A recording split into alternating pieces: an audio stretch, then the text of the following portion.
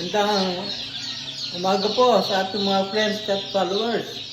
Ngayon po ay Linggo, June 1, 2025. Nandito po tayo sa breeding area at marami po tayong mga sisiw. Ito, 1 day old. Ano, Bart? 1 day old. Kapon lang yan. Kapon lang, 1 day old. So mga ilan ito, Bart? Umabot na ang 200? Ha? May 200? Higit po sir.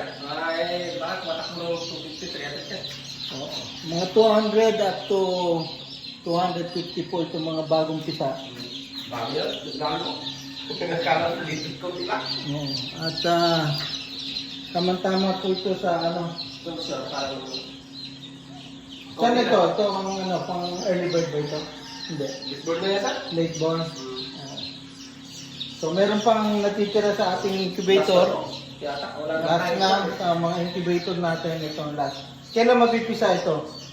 Kakasalang na sir, kapon din. Kakasalang lang.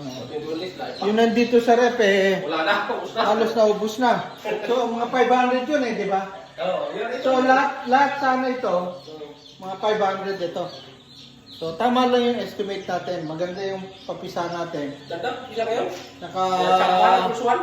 almost 500 lahat pag napisa itong mga nasa incubator, nasa tatlo, plus ito, abot nga ng mga 500 po yung ating mga sisiw.